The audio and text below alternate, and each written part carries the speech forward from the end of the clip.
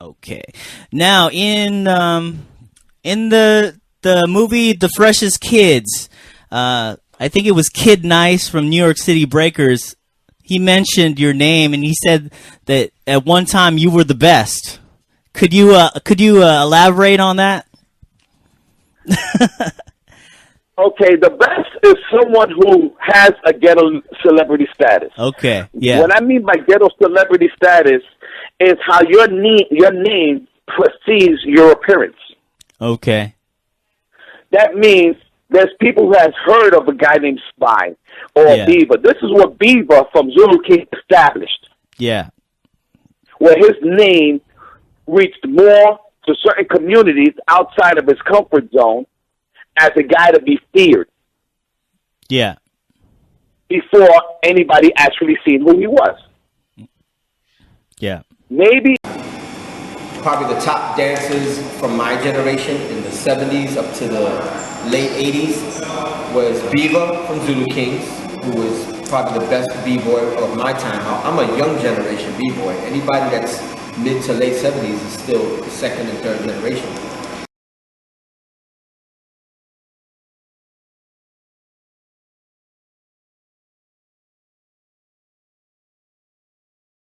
There were two teenage dancers who were members of the all-black Zulu Kings. One of those dancers was known as Beaver. Beaver innovated a sporadic style of footwork while his hands were on the ground. This footwork became the main foundation of their dance. The other dancer was known as Robbie Rob. He created the first chair freeze. This freeze was a pseudo headstand with the elbows tucked into the waist as the legs were crossed one over the other and elevated. What they started was a type of dance style that went down to the floor with footwork that became known as floor rocking and would finish with this unique chair freeze pose.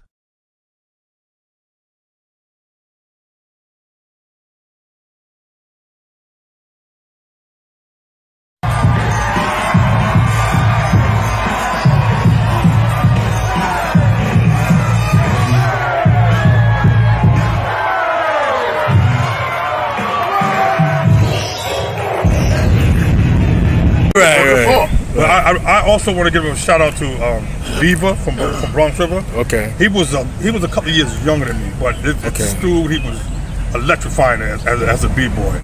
Jazzy J was a breakdancer before he was a DJ. Well, if y'all want to get an original Bronx River b-boys, let's get real gully with it. DSC too. Beaver, 4 b-boys that were considered like the #1 breakdancers, original breakdancers who never, ever get credit.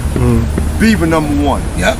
Remus. Yep. God Remus. rest, Wow. #2. I'm talking about I didn't really pay attention too much to what was going on, but when them dudes started doing their thing, I had to watch. Yeah. That struck me. Beaver and them, it was just the most craziest, exotic thing to see.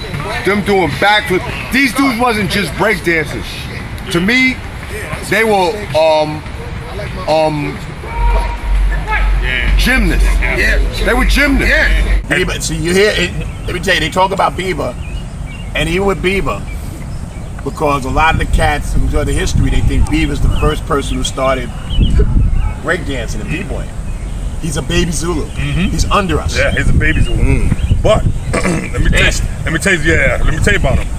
He was a baby Zulu. He was maybe 5-6 years younger than we were. Yeah. But he was this young guy. Me being older, used to watch him dance and stole some of his moves because he used to do this helicopter move. And then we used to do the helicopter move. As we growing up, b-boying, but then he did it in reverse. One day I saw him do it in reverse helicopters, and I was like, wow. And I went home and tried it. Didn't work out. Right. I mean, I just kept going the conventional way. What is a helicopter, like a backspin? No, what is that? We can't do it now. Let's say you're down here and you have your leg out like this. Right. But I'm on the floor, right? On your chest or your back? No, the way I am right now, I'm like this.